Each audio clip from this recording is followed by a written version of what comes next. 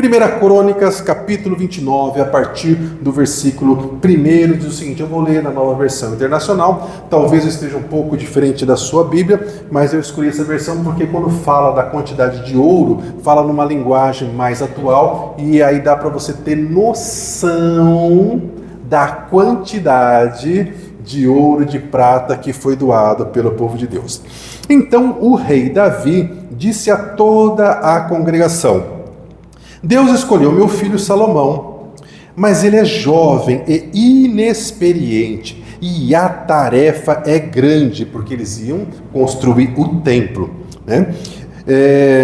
Forneci grande quantidade de recursos para o trabalho do templo do meu Deus. E aí ele começa a dizer, eu forneci ouro, prata, bronze, ferro e madeira, bem como ônix para os engates e ainda turquesas, pedras de várias cores e todo tipo de pedras preciosas e mármore. Versículo 3. Além disso, pelo amor ao templo do meu Deus, agora entrego das minhas próprias riquezas, isso aqui é Davi falando, né? Das minhas próprias riquezas entrego ouro e prata para o templo do meu Deus, além de tudo o que já tenho dado para este santo templo. Versículo 4. Ofereço 105 toneladas de ouro. Você ouviu? 105 toneladas de ouro. Meus irmãos, é muito dinheiro. É bom nem fazer, você nem entra no Google, não pega quanto custa o grama do ouro e calcula, porque você vai ficar impressionado.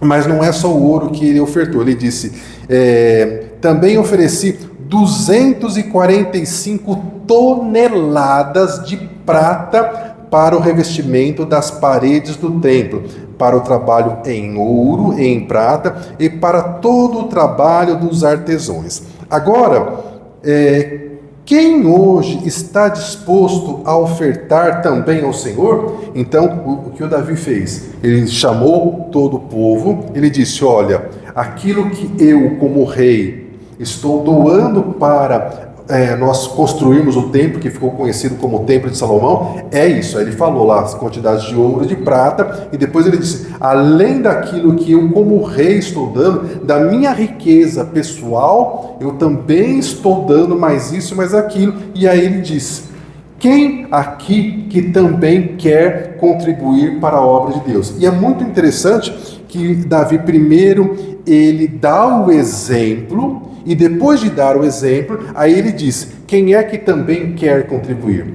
Porque é muito comum, às vezes, a gente ver as pessoas, né, dizendo, olha, nós precisamos disso, daquilo e tudo mais, mas a pessoa não é a primeira a se colocar para fazer aquilo que ela está pedindo, ou para dar uma oferta, o que quer que seja. Então, diante do exemplo de Davi, nós vamos ver a reação do povo, né? Versículo 6. Então, os chefes das famílias, os líderes das tribos de Israel, os comandantes de 1000, os comandantes de 100 e os oficiais encarregados do trabalho do rei ofertaram espontaneamente. Meu irmão, não tem coisa pior do que você estar numa igreja e de repente o pastor começar a forçar a situação para você ofertar. Meu pai, misericórdia, eu já tive em muitas situações como essa e eu fico envergonhado, porque eu penso que Deus é que tem que colocar em nós tanto o querer quanto o efetuar. Então, aqui está dizendo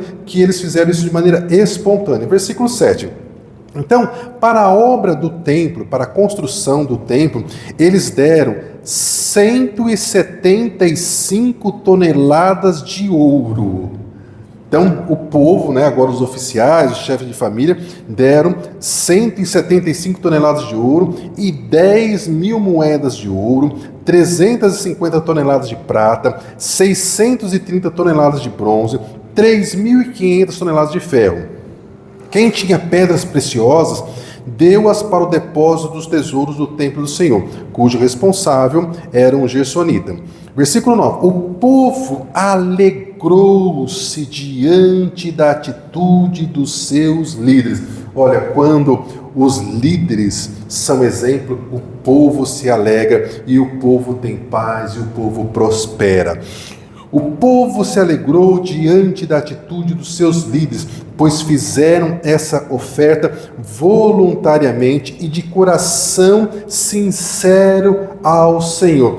E o rei Davi também se encheu de alegria por poder ofertar e por poder ver que o povo que ele comandava entendeu como era bom ofertar ao Senhor. Então, no versículo 10, nós temos uma oração que o rei Davi faz, e eu vou ler a oração.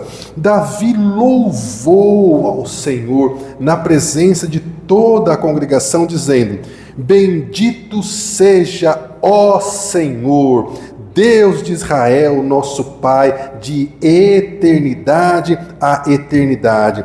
Tu, ó Senhor, para o Senhor a grandeza, o poder, a glória, a majestade, o esplendor, pois tudo o que existe no céu e na terra é teu. E isso aqui a gente não pode esquecer. Tudo que existe na terra e no céu é do Senhor. A gente tem mania de dizer: esse carro é meu, essa casa é minha. Meu irmão, minha irmã, a gente morre, vai ficar tudo aqui. Nada é nosso. Nós somos só administrador. Você administra a casa que o Senhor te permitiu administrar, o carro e por aí vai, né? Então, versículo 12. A riqueza e a honra vem de ti. Olha que coisa interessante. A riqueza e a honra vem do Senhor. Tu dominas sobre todas as coisas. Nas tuas mãos estão a força e o poder para exaltar e para dar força a todas as pessoas. Agora, nosso Deus, damos-te graças e louvamos o teu glorioso nome. Mas quem sou eu? Isso o rei Davi falando. Mas quem sou eu e quem é o meu povo para que pudéssemos contribuir tão generosamente como fizemos?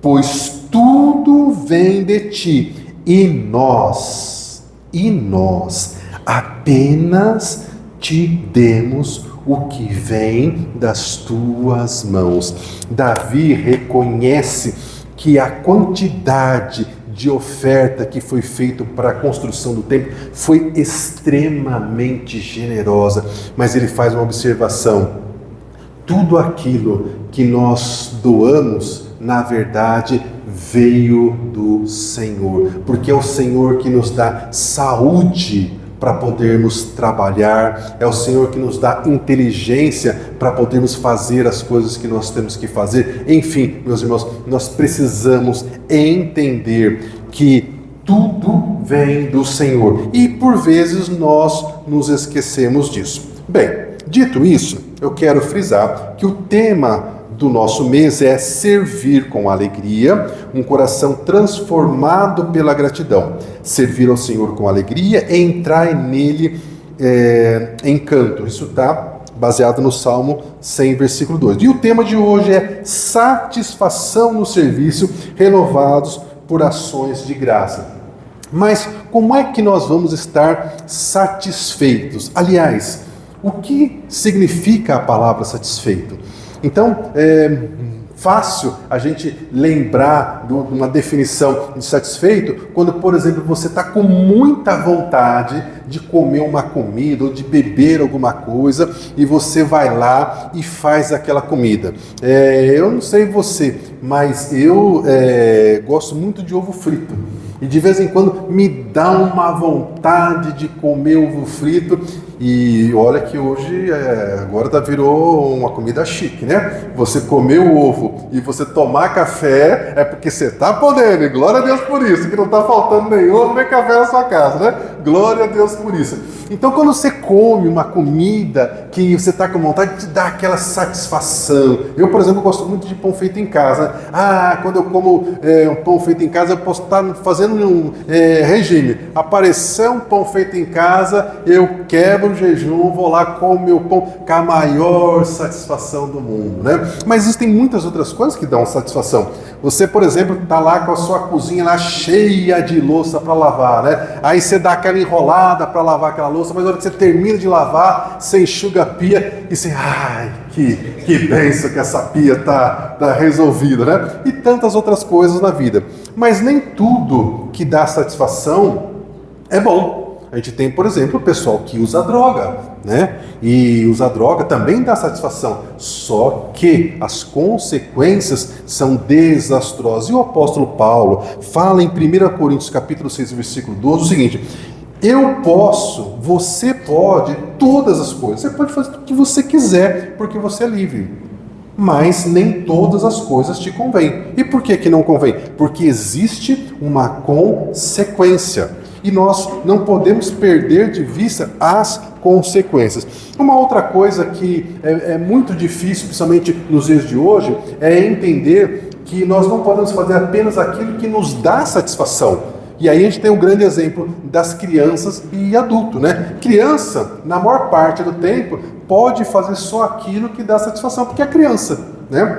Agora, adulto não. O adulto, ele precisa fazer aquilo que tem que ser feito, mesmo que não lhe dê satisfação. E aí entra um problema, porque a Bíblia está dizendo que é para a gente fazer tudo com alegria, mas nem sempre a gente está alegre. Então, meus irmãos, seria muito fácil a gente poder simplesmente fazer uma reflexão, dizendo o seguinte: olha, se você de fato tiver uma experiência com o Senhor, você vai ter alegria em todo o tempo, 24 horas.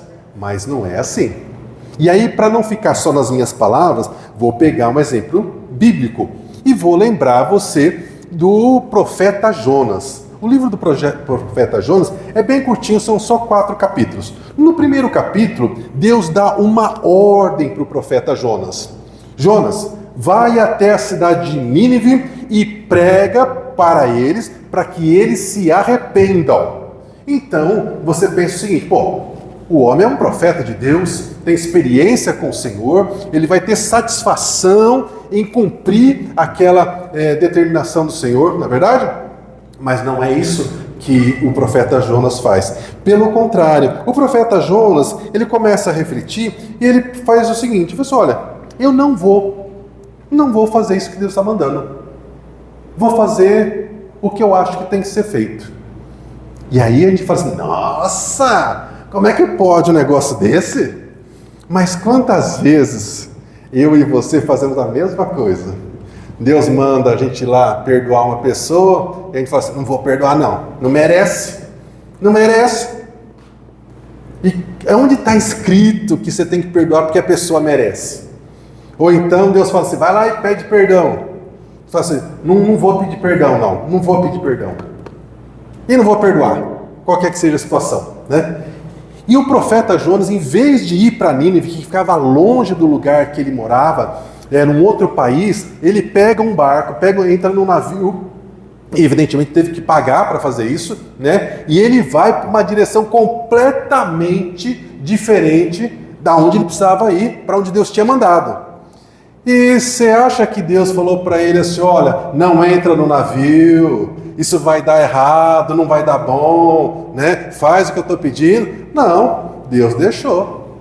E muitas das vezes Deus faz isso comigo, com você. Deus dá uma direção, a gente não faz, e Deus não fica na hora dizendo: olha, isso aí vai dar ruim, você vai se arrepender, vai ficar caro para você. Deus deixa para a gente ter a nossa experiência. E Jonas teve a experiência dele. Ele está lá no navio, achando que está tudo bem, né? E aí, de repente, começa uma tempestade. E o negócio ficou tão violento, mas tão violento, que os marinheiros que eram experientes falaram assim: não, vamos morrer, né? E aí eles chegaram à conclusão que talvez alguém ali no barco fosse, fosse o causador daquilo.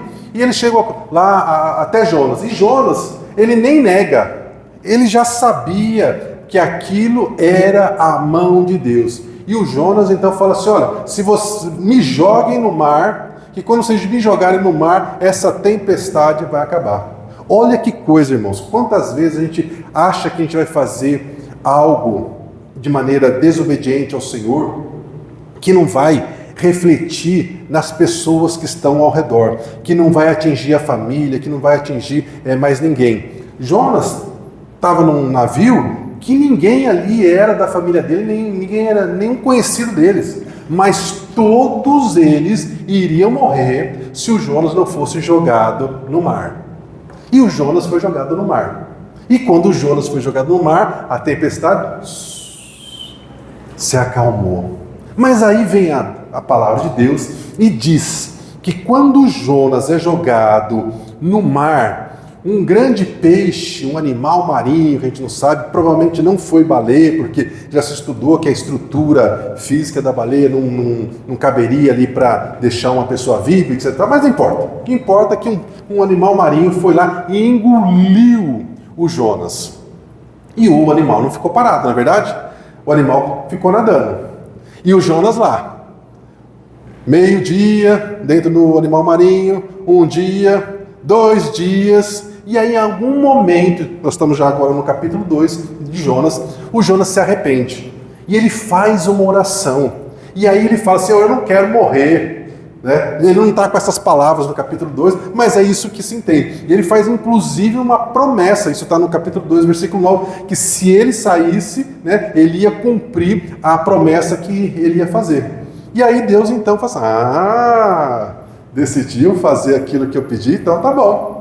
E aí então Deus dá uma ordem para o peixe, e no 3º dia, a Bíblia fala que o peixe vomitou o Jonas em terra firme. Meu irmão, eu não sei se você já teve aquela experiência terrível de ver um vômito. Oh, coisa nojenta aqui, na verdade, Deus me livre. Agora você imagina o Jonas no meio daquilo, né? Eu te pergunto, o Jonas precisava passar por aquilo? Não precisava. Mas essa coisa nojenta que o Jonas passou representa muitas das vezes as consequências que nós sofremos por não fazer aquilo que Deus mandou, e aí depois a gente se arrepende e Deus dá uma segunda chance. Mas a segunda chance vai ter um custo muito diferente do que se fosse como da primeira vez.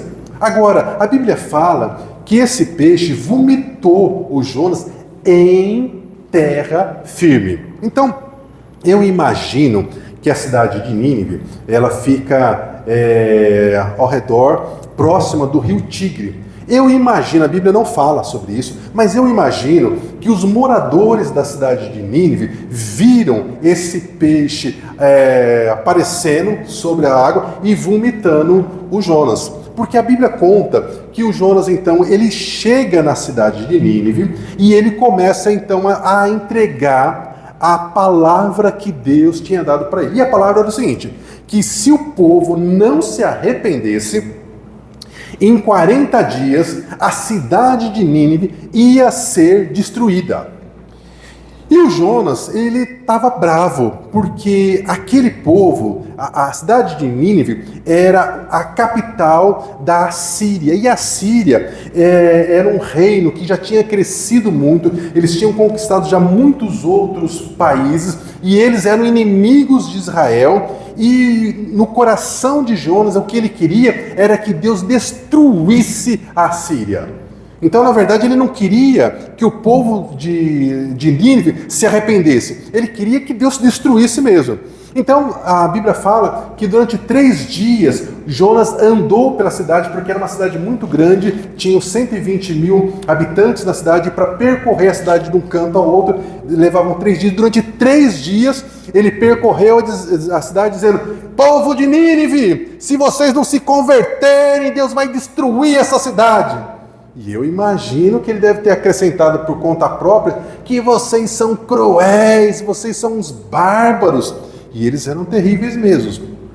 Os registros, históricos dizem que eles, quando dominavam um outro país, eles pegavam as pessoas mais importantes daquele país, os generais, os coronéis, às vezes dos reis, e eles tiravam a pele da pessoa e deixavam a pessoa viva, mas sem pele, porque a pessoa ia morrendo aos pouquinhos de infecção. Eles cortavam o nariz, cortavam a orelha da pessoa, deixava a pessoa morrer aos poucos. Eles faziam um espetinho de gente, eles pegavam uma estaca e enfiavam a estaca pela boca, espetava a pessoa, né, e deixava ela exposta para os outros inimigos verem o quanto eles eram cruéis, porque quando eles chegavam para dominar um outro povo, eles falavam só, ou vocês se entregam de boa vontade, né, ou então nós vamos entrar, dominar e fazer tudo aquilo que vocês sabem que a gente faz, né? É uma forma de terror. Então Jonas, ele queria que o povo da Síria fosse destruído.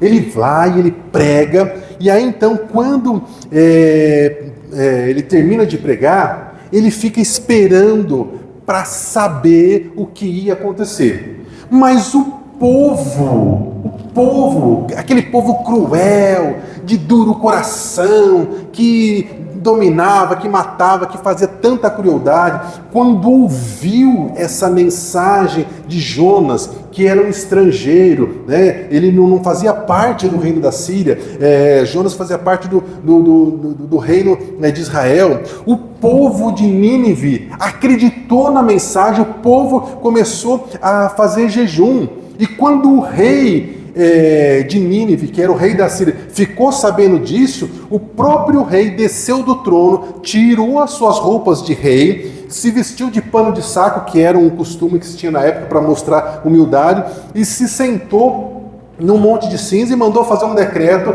que não era nem para as pessoas, nem para os animais comerem, que era para fazer um jejum para que Deus não os destruísse.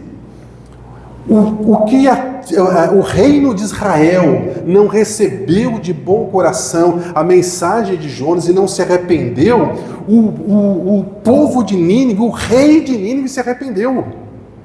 E aí o Jonas ficou esperando os 40 dias, na expectativa que Deus destruísse aquele povo. E aí então nós chegamos no capítulo 4, e aí então Deus não destrói o povo de Nínive porque eles se arrependeram. E aí então o Jonas, que lá no capítulo 2, quando estava no ventre daquele animal, não queria morrer, ele vira para Deus e fala o quê? Senhor, eu quero morrer. Ué, mas como assim? Agora mesmo você não estava querendo morrer, pediu para não morrer, agora você está querendo morrer? Por quê? Porque a ira do Jonas, por ter visto Deus usando de bondade, de misericórdia com outra pessoa, criou nele uma indignação tão grande que ele achou que era melhor morrer. E Deus falou: Jonas, não tem justificativa essa sua ira.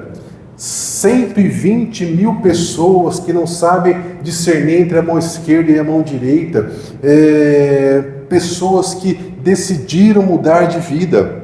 E aí o capítulo 4 de Jonas termina, e com ele por 2 vezes no capítulo 4 pedindo a morte. E aí a história revela aquilo que não foi contado no capítulo 4 ou no livro todo de Jonas.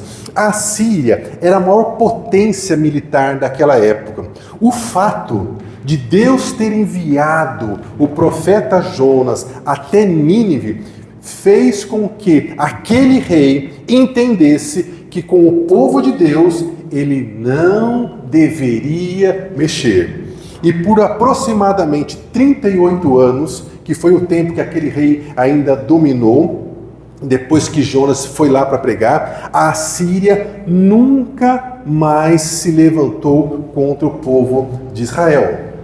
Agora, logo depois que aquele rei morre, aí eles dominam o reino de Israel, e aí a gente tem aquilo que os estudiosos chamam de que as 10 tribos que compunham o reino de Israel, elas desapareceram porque essa Síria dominou o reino de Israel. Então, meus irmãos, veja como por vezes a gente não entende por que Deus está dando uma orientação, por que Deus está mandando a gente fazer alguma coisa, mas existe pelo menos um propósito, por vezes existe mais do que um. E o fato de Jonas ter ido fez com que o povo dele fosse poupado, mas ele não sabia disso. Um outro exemplo de uma pessoa na Bíblia que Deus deu uma ordem para ele fazer uma coisa e ele não quis fazer foi Pedro. Pedro tinha acabado de pescar, é pescador profissional, conhece de mar, conhece de pescaria, não pescou nada, sabia que naquele momento, como diz o povo, o mar não estava para peixe. Chega Jesus e fala assim: lança a rede sobre o mar, você vai pegar peixe. E ele não quis pegar. Mas ele foi inteligente, ele disse: Senhor, sobre a tua palavra, ou seja, se der errado, quem vai pagar o mico vai ser o Senhor, não vai ser eu. O Pedro foi lá e lançou a rede. E é isso, meus irmãos, que nós precisamos aprender com Pedro. Por mais que a gente não entenda, não concorde por que Deus está dando uma ordem, a gente precisa fazer em obediência ao Senhor. Porque quando a gente não faz, a gente começa a dizer que a gente não está confiando na direção do Senhor, que a gente acha que a nossa é melhor. E não é, meu irmão. Nós não conhecemos o futuro, nós não sabemos todas as coisas que estão envolvidas. Então, é melhor obedecer do que sacrificar, como já dizia o profeta Samuel. Então, como nós vamos ter satisfação na nossa vida? Nós vamos ter satisfação mudando a nossa maneira de pensar. Tem um ditado popular que diz assim: manda quem pode, obedece quem tem. Nós somos o povo que tem juízo. Então, quando Deus manda, nós vamos lá e obedecemos. Então, uma outra palavra sobre isso é a palavra da oração do Pai Nosso. Na oração do Pai Nosso, que você já orou tantas vezes, em determinado momento: Senhor, que seja feito a sua vontade, tanto na terra quanto no céu. Não é assim que diz a oração? Então, no céu, a vontade do Senhor é feita. Agora, na terra, não. Agora, na sua vida, a vontade de Deus também precisa ser feita. E para a vontade do Senhor ser feita, você precisa obedecer o comando que Deus te dá, as ordens que Deus te dá. Colossenses capítulo 3, versículo 7 diz: tudo o que você fizer, tudo, sejam em palavras ou em ações, faça em nome do Senhor Jesus. Quando você faz as suas obrigações, faça como se você estivesse fazendo para Deus. E assim as suas obrigações deixam de ser um fardo e passa a ser algo prazeroso, porque você está fazendo uma coisa com sentido, com um propósito. Então, seja no trabalho na sua casa, no trabalho fora da sua casa, o que quer que você vá fazer, faça sabendo que você está fazendo para Deus. Então, meus irmãos, talvez você diga assim: mas eu não tenho satisfação, não tenho alegria no trabalho que eu faço. Eu limpo o banheiro. Meu irmão, alguém precisa limpar banheiro. Você tem mãos? Glória a Deus que você tem mãos para limpar banheiro. Esse dia eu estava vendo nas redes sociais as pessoas que não têm mão. E eu faço parte de uma ONG que doa, né, prótese para as pessoas que não têm mão. E é incrível como você começa a observar a quantidade de pessoas que não têm um membro. Então você tem braço, você tem perna, vai lá, lava esse banheiro da melhor maneira possível. Ah, mas eu detesto fazer isso. Então pede para o Senhor te dar um outro trabalho, né? Seja fiel no pouco, que sobre o muito o Senhor vai te colocar. Isso que diz a palavra. Então, meu irmão, minha irmã, os irmãos louvores, se quiser voltar, já estou encerrando, viu? Se você quer ser uma pessoa feliz, e todo mundo quer ser feliz, né? Se você quer ser feliz, você precisa primeiro entregar a sua vida ao Senhor Jesus e depois ser uma pessoa agradecida, tendo pouco ou tendo muito. Então, o que ocorre? Quando uma pessoa não é agradecida, ela não tem alegria. Quem não tem alegria é uma pessoa amarga, pessoa azeda. O que as pessoas falam sobre você? Que você é uma pessoa alegre ou você é uma pessoa azeda? A gente tem que parar para pensar nisso, né? Eu já tive momentos da minha vida que minha mulher virou para mim e falou: meu bem, mas você tá azedo, tudo você reclama, nada tá bom para você. E eu parei e pensei, falei, nossa, mas não é que é mesmo? Claro que eu não falei assim em voz alta, né? Que eu não ia dar o braço a torcer de primeiro momento, né? Precisavam esperar um pouquinho, né? Mas vai mesmo, eu tô azedo, preciso mudar isso. E a gente não percebe, a gente sabe, vai acumulando coisa no coração, vai acumulando coisa no coração, quando a gente pensa que não. Então, meus irmãos, a gratidão, ela é como um remédio para a nossa alma, é como um antídoto para a ingratidão e para a murmuração. Uma pessoa agradecida se tornará uma pessoa feliz. Quando aprendemos a agradecer a Deus por todas as coisas, as grandes e as pequenas, a nossa vida muda completamente. A gratidão nos ajuda a focar nas bênçãos que já temos, em vez de nos lamentarmos por aquilo que nos falta. A gratidão não é um sentimento, a gratidão é uma atitude. Eu vou esperar eu me sentir grato para agradecer. Não, você vai agradecer quando está bom e quando não está bom, porque é uma atitude. Então, meus irmãos, nós temos muitas razões para sermos gratos. Nós estamos vivos, as pessoas da nossa família estão vivas, nós podemos respirar, nós podemos nos locomover, nós podemos fazer as coisas que nós queremos. Não temos tudo que nós gostamos, é verdade, mas até nisso nós damos glória a Deus, para a gente, quando conseguir fazer, se conseguirmos fazer, nós entendemos que conseguimos porque foi Deus que nos proporcionou aquilo. Servir com alegria, um coração transformado pela gratidão e satisfação no serviço. Seja uma pessoa renovada pela gratidão.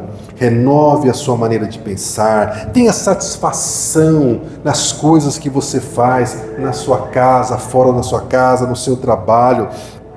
Talvez você diga, nesse momento eu não consigo sentir satisfação. Nesse momento eu estou passando por dificuldades, estou passando por lutas, estou com um problema na minha casa, estou com um problema na minha saúde, as minhas emoções estão abaladas, as coisas não estão tão bem. A Bíblia diz que nós devemos nos alegrar com os que se alegram, mas também chorar com aqueles que choram.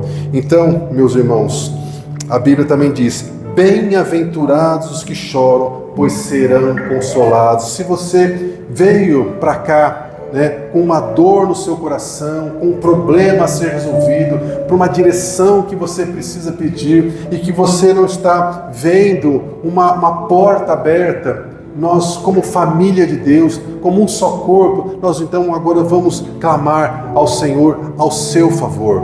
Quero convidar você a ficar em pé, nós vamos louvar e depois de louvarmos nós vamos então orar para que Deus olhe para você, responda a sua causa e dê a você a resposta, o livramento que você precisa e que você possa voltar para sua casa com uma direção no seu coração, com uma convicção que você não está sozinho, você não está sozinha.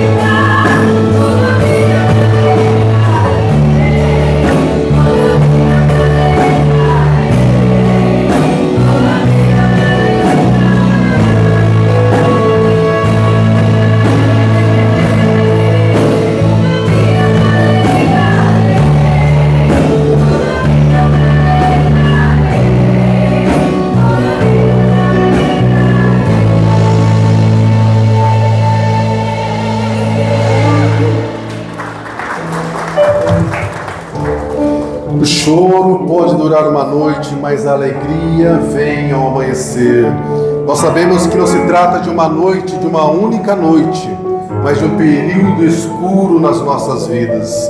Nós vamos orar agora pelas suas causas, pela causa também da irmã da Rose, que está carecendo das nossas orações. Que o Senhor se incline para cada um de nós. Feche os seus olhos, vamos falar com o Pai. Senhor, a Tua palavra declara que se o Teu povo, que se chama pelo Seu nome, se humilhar, orar, se arrepender dos seus maus caminhos, o Senhor vai sarar a nossa terra. Pai, o Senhor conhece as nossas limitações, as nossas dificuldades. Pai, o Senhor conhece as dificuldades que cada uma das Tuas filhas, dos Teus filhos que estão aqui, que estão ouvindo essa mensagem, que estão enfrentando, que estão passando. Pai, nós clamamos ao Senhor, nós clamamos em nome de Jesus, o nosso Redentor, que o Senhor se incline para nós, que o Senhor nos dê o escape. Pai, em nome de Jesus, Senhor, olha para as nossas aflições, Senhor, em nome de Jesus, aquilo que está nos causando dor, Pai, nós repreendemos no nome de Jesus, nós repreendemos toda a enfermidade, nós dizemos: enfermidade, saia em nome de Jesus, espírito de morte, saia em nome de Jesus. Nós repreendemos todos os demônios, repreendemos toda ação do inimigo sobre a nossa casa, sobre as nossas emoções, sobre os nossos filhos, sobre os nossos familiares. Nós declaramos que nós somos livres, nós declaramos que nós somos povo do Senhor, que sobre a nossa casa, sobre os nossos familiares não vale encantamento, que nós estamos guardados debaixo das Tuas asas. Senhor, nós cremos que nós e a nossa casa serviremos ao Senhor. Pai, nós clamamos a Ti por libertação de todos aqueles que estão presos em coisas erradas, que estão presos no vício, que estão presos com amizades, em relacionamentos que não são do Senhor. Pai, faz milagres naquelas pessoas, Senhor, em nome de Jesus. Visita aquele que está preso, visita aquele que está no hospital, visita, Senhor, faz milagres, e nós daremos honra, daremos glórias ao Senhor, porque nós sabemos que tudo que temos, tudo que somos, tudo o que acontece, só acontece porque é o Senhor que determina, é o Senhor que dá a última palavra, e nós declaramos que nós somos abençoados, nós somos guardados, declaramos, Pai, que nós viveremos todos os planos que o Senhor tem para nós, e pedimos, Senhor, uma semana de bênçãos, uma semana de paz, uma semana de vitória, que o Senhor abra as portas certas, que o Senhor feche as portas erradas, que as decisões que não convêm, que o Senhor nos mostre, que o Senhor não nos dê paz para decidir aquilo que não convém, e que o Teu grande amor, a graça do Senhor Jesus e as consolações do Teu Espírito Santo esteja com o Teu povo, hoje, sempre e eternamente. E o povo de Deus diz amém. Vamos aplaudir ao Senhor, aleluia.